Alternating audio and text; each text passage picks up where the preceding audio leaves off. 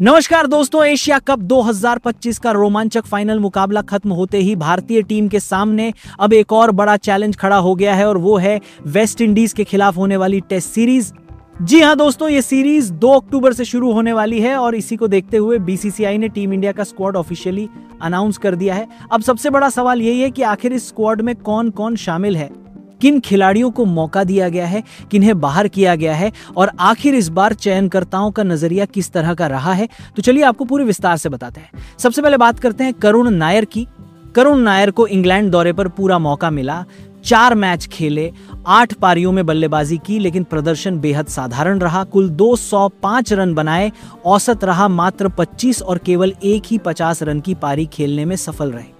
चयनकर्ताओं को उनसे बहुत उम्मीद थी, लेकिन वो उम्मीदों पर खरे नहीं उतरे और यही वजह रही कि वेस्टइंडीज के खिलाफ होने वाली टेस्ट सीरीज से उन्हें बाहर का रास्ता दिखा दिया गया है। उनकी जगह पर चयनकर्ताओं ने पडिक्कल को शामिल किया है। चीफ सिलेक्टर अजीत आगरकर ने साफ कहा कि करुण नायर से हमें बहुत उम्मीद थी, लेकिन उन्होंने वैसा प्रदर्शन नहीं किया जैसा हम चाहते थे। हमें लगता है कि देवधर पडिक्कल में ज्यादा पोटेंशियल है और इसलिए उन्हें मौका दिया गया है।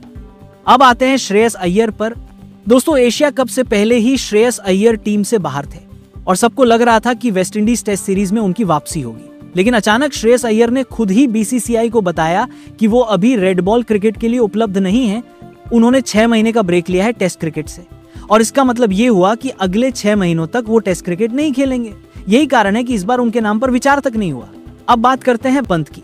इंग्लैंड दौरे पर गंभीर चोट का शिकार हुए थे, उनके पैर में फ्रैक्चर हो गया था, रिकवरी चल रही है, लेकिन पूरी तरह फिट नहीं हो पाए। इसी वजह से चयनकर्ताओं ने उन्हें वेस्टइंडीज के खिलाफ टेस्ट सीरीज के लिए टीम में शामिल नहीं किया है। तो अब वाइस कैप्टन कौन है? जी हां दोस्तों, इस बार रविंद्र जडेजा को बनाया गया वाइस कैप्टन, कप्तानी करेंगे। शुभमन गिल वहीं विकेटकीपर की जिम्मेदारी सौंपी गई है ध्रुव जुरेल को, जिन्होंने हाल के समय में शानदार प्रदर्शन से चयनकर्ताओं का भरोसा जीता है। उनके साथ बैकअप विकेटकीपर के तौर पर टीम में शामिल किया गया है एन जगदीशन को, यानी अब टीम इंडिया के पास विकेटकीपिंग में डबल ऑप्शन मौजूद है। अब दोस्तों बात करते हैं एक ऐसे खिलाड़ी की जिनके साथ लगातार नाइंसाफी हो रही है और वो हैं अभिमन्यु ईश्वरन। इन्हें कई बार स्क्वाड में शामिल किया गया। इंग्लैंड दौरे पर भी टीम का हिस्सा थे, लेकिन पूरा सीरीज बेंच पर बैठकर गुजारना पड़ा और अब वेस्टइंडीज सीरीज के लिए तो उन्हें सीधे बाहर ही कर दिया गया। गेंदबाजी डिपार्टमेंट में भी 2 चौंकाने वाले नाम बाहर हुए हैं और वो हैं आकाशदीप और अर्शदीप सिंह। इंग्लैंड दौरे पर आकाशदीप ने शानदार गेंदबाजी की थी, लेकिन फिर भी उन्हें इस बार मौका नहीं दिया गया। लेकिन सवाल यह है कि क्या यह सही फैसला है? कई एक्सपर्ट्स मानते हैं कि कम से कम आकाशदीप को जरूर मौका मिलना चाहिए था। वहीं अर्शदीप की लेफ्ट आर्म ऑप्शन की भी टीम को जरूरत पड़ सकती थी। अब बात करते हैं मोहम्मद शमी की। जी हां दोस्तों, शमी का नाम भी स्क्वाड में नहीं है और यह भी हैरानी की बात है, क्योंकि शमी जैसा अनुभवी गेंदबाज, खासकर टेस्ट क्रिकेट में उनकी क्षमता टीम के लिए बेहद जरूरी थी। दोस्तों, नीतीश कुमार रेड्डी की भी वापसी हुई है। वो इंजरी से पूरी तरह फिट हो चुके हैं और नेट्स में जमकर बैटिंग और बॉलिंग दोनों की प्रैक्टिस कर रहे हैं। चयनकर्ताओं ने उन्हें स्क्वाड में शामिल किया है और देखना दिलचस्प होगा कि इस बार उन्हें प्लेइंग 11 में मौका मिलता है या नहीं। तो चलिए अब आपको बताते हैं पूरा स्क्वाड।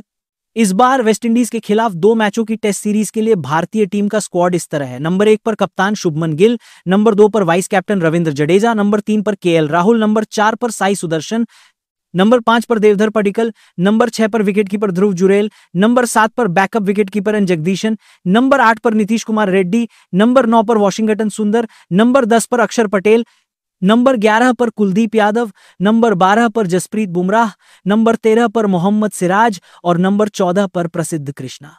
तो दोस्तों, यही है टीम इंडिया का 15 सदस्यीय स्क्वाड।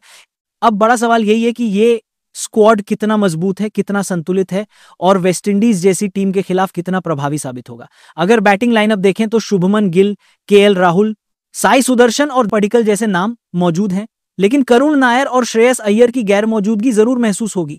विकेट कीपिंग में पंत का ना होना बहुत बड़ा झटका है। ध्रुव जुरेल और एन जगदीशन अच्छे खिलाड़ी हैं, लेकिन टेस्ट क्रिकेट में पंत जैसा अनुभव और इंपैक्ट इन दोनों के पास फिलहाल नहीं है।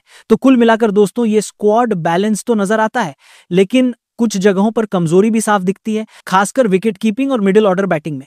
अब देखना यही होगा कि शुभमन गिल की कप्तानी में टीम इंडिया कैसा प्रदर्शन करती है और क्या ये स्क्वाड वेस्टइंडीज को उन्हीं की सरजमीन पर हराने में सफल होगा या नहीं। आपके हिसाब से ये टीम कितनी मजबूत है और क्या आपको लगता है कि किसी बड़े खिलाड़ी को इस बार स्क्वाड में जगह मिलनी चाहिए थी लेकिन नहीं मिली? अपनी राय कमेंट बॉक्स में जरूर दीजिए। जय हिंद, जय भारत।